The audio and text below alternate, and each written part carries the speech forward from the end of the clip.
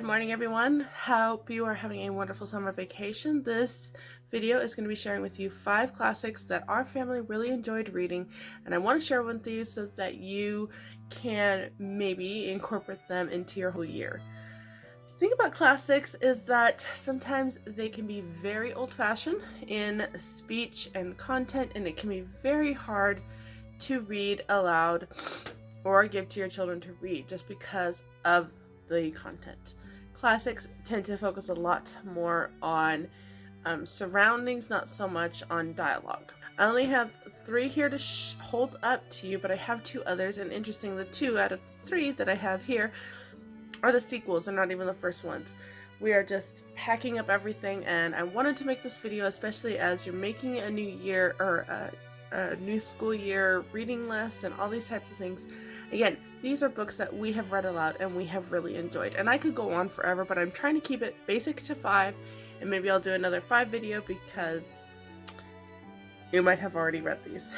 Okay, but let's start with the first one. I am holding up Caddy Woodlawn's Family. However, if you have read Caddy Woodlawn, maybe pick up Caddy Woodlawn's Family. If you've never read Caddy Woodlawn, make this the year to do it. It was very engaging, very much Little House on the Prairie that everybody loves. And the thing about, my allergies are going crazy, y'all. The thing about Caddy Woodlawn is that, or actually any of these books that I'm going to be sharing with you, both my boys and my girls enjoyed. So Caddy Woodlawn is kind of what Laura wished to have been. If Pa had his way and Mom wasn't so much trying to raise up nice young ladies, it would have been Caddy. She was born sickly. She had 3 of her children die from weakness, and so her father has taken upon her to kind of raise her hearty as the boys. So throughout the book, you kind of get a little bit of Caddy learning to balance both life of turning into a woman and also kind of still wanting to be the not really wild child, but tomboy child that everybody absolutely loves and adores. This book takes place just before or just during the Civil War, and so that is the timeline for you. This book is one, Understood Betsy by Dorothy Canfield Fisher. This is one that I actually assigned my boy to read, and it was interesting to see, what he would think of it. And then he enjoyed it so much that we ended up using it as a read aloud, and we all kind of fell in love with it. So Betsy is kind of living with her aunt, who's got this high opinion of life, very opinionated, kind of brings her up a little bit snobbishly, and she ends up having to go to the farm that her aunt has always talked bad about. And through this farm, they kind of teach her a different way of living, and it's just really sweet. It's got a lot of, even though it's centered around a girl, kind of like Caddy Woodlawn, you've got antics in here that making this a sweet and fun tale. I can't share as much about this with you as I would like, mainly because it was actually read ahead and finished for me. And I don't remember that much from my childhood, but honestly, my kids wanted to get ahead, and so the nights that I couldn't read it, Daddy stepped in, and actually they finished that one pretty quickly. Again, I have the sequel, not the original, but this is On the Far Side of the Mountain, and I wanted to share with you my side of the mountain. That one is probably a little bit more popular out of all of these. My Side of the Mountain kind of tells the story of a young boy that basically in the New York State decides to survive the wilderness, live on the mountains.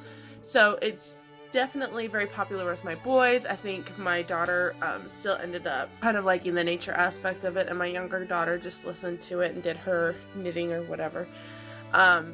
This one, On the Far Side of the Mountain, is the sequel, and we didn't enjoy this one as much as the first, but we are reading the third one, which is Frightful Mountain, and I would have to say that it's probably just as good as the first so far. It basically just tells the Falcon's life, not really Sam Gerberly or his sister Alice. That one is definitely those ones out of the classics. They are the easier read. And in order for something to be considered a classic, it had to have been published at least 50 years ago. The other two books that I don't have up to show you, one is Eight Cousins by Louisa Alcott. Very simple book to read.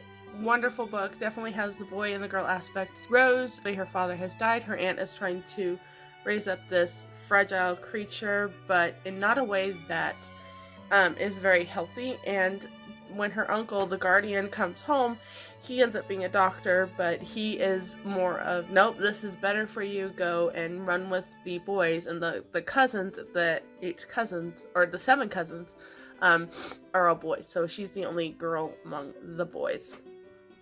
And so she kind of learns to play with them. They're kind of like the Bonnie Prince Charlie and his party. And so they have the very Scottish clan type of playing. She learns to make friends with the servant girl and kind of get out of her own little stuck-up view of life. Very enjoyable book. Highly recommend you reading that. That one, I have to say, I have not read aloud to my family, but I know for sure that it's going to be one that they will enjoy. Okay, finally, last but not least, book number 5 is A Little Princess. Very girly title, I will say.